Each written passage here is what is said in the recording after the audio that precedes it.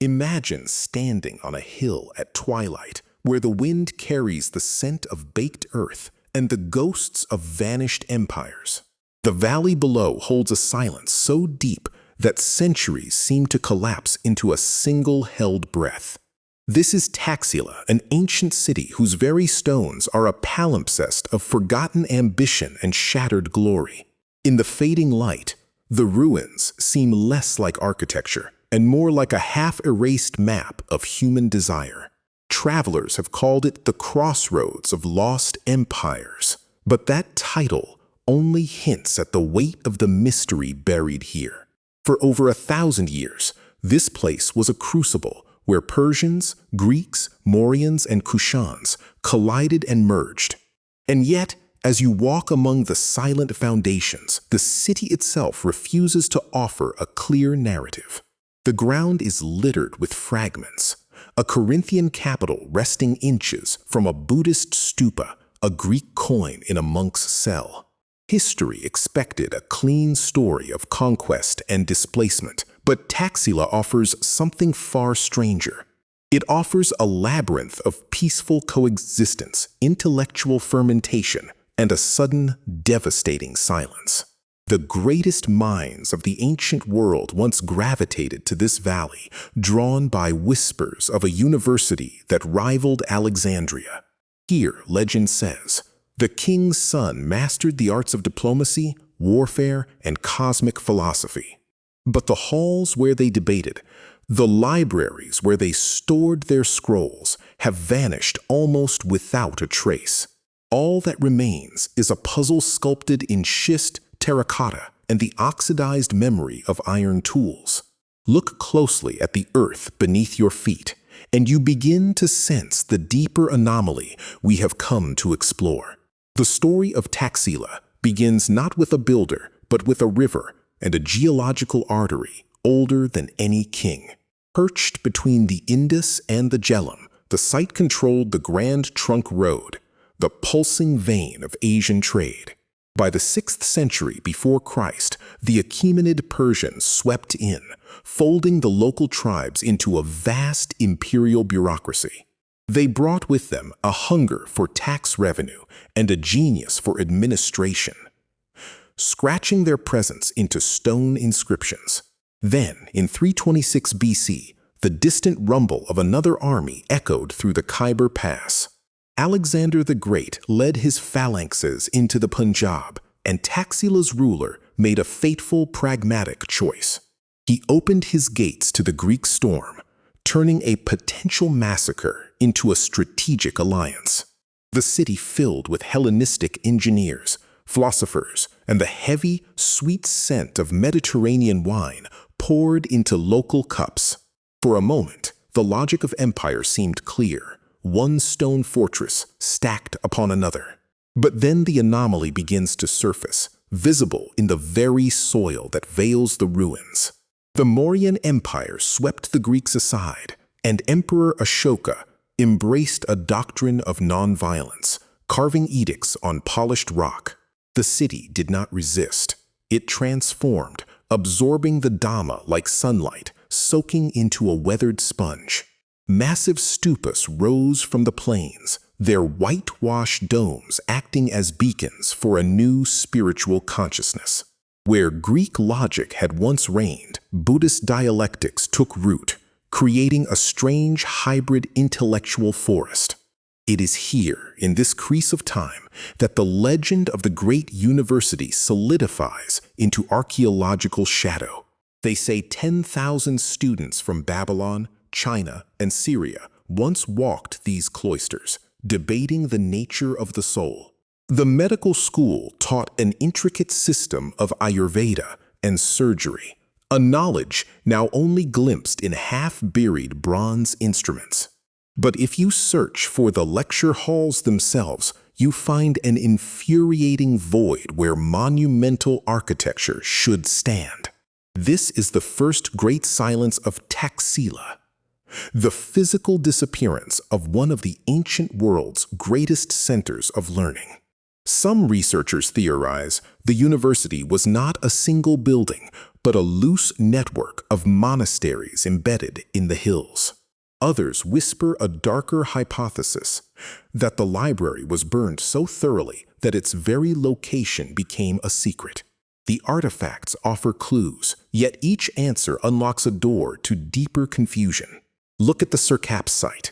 A grid-planned city. Here, a double-headed eagle shrine stands down the street from a Jain temple and a Zoroastrian fire altar. The visual mosaic is dizzying.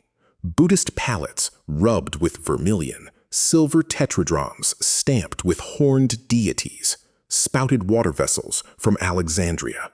In a single courtyard, one can sift through the discarded husks of 4 different metaphysical systems. Historians expected to find layers of violent destruction, a distinct line of ash separating the Aryan from the Scythian.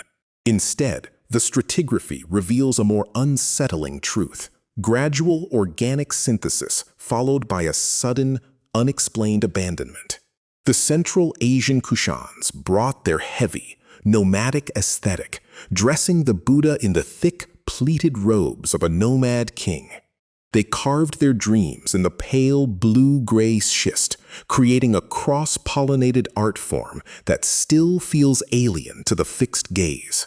Yet, as you trace the delicate curl of a Gandharan bodhisattva's hair, you realize this is not just art. It is the fossil record of a human cognition trying to bridge the gap between the highlands and the sea, between nirvana and Olympus. Then, in the 5th century of the Common Era, the wind shifted, carrying a chilling dust from the north.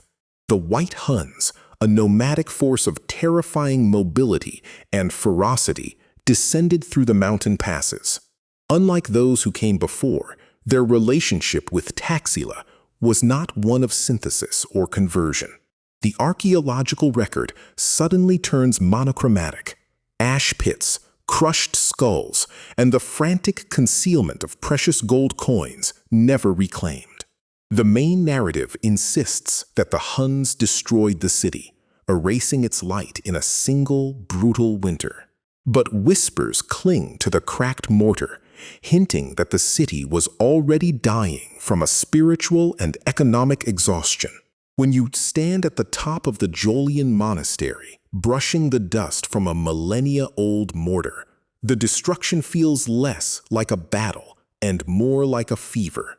The cells are barren, the meditation alcoves blown smooth by static wind, the once vivid murals faded to a lunar monochrome. There is a profound psychological toll embedded in this place, a haunting that grips those who spend too long among the shards. Archaeologists speak of a specific malaise, a dizziness caused by the overlapping chronologies. To dig a trench here is to perform psychic time travel, witnessing the death of a god while simultaneously uncovering the birth of a philosophical system. The human obsession with Taxila lies in this uncanny mirror it holds up to our own civilization. We tell ourselves that knowledge is a fortress that protects against barbarism, that wisdom ensures survival. The medical students who once studied the rounded contours of a skull are now reduced to scattered bones indistinguishable from their patients. We are left clinging to physical relics that refuse to complete the sentence we desperately want them to finish. They contain grammatical rules and Vedic rituals, yet they frustrate the historian because they hint at a corpus of literature we have completely and irrevocably lost. For every verse recovered, 100 epic cycles crumbled to dust just before the light touched them. The logical mind scrambles to construct a unified theory, a neat diagram of civilizational flow from Greece to the Ganges.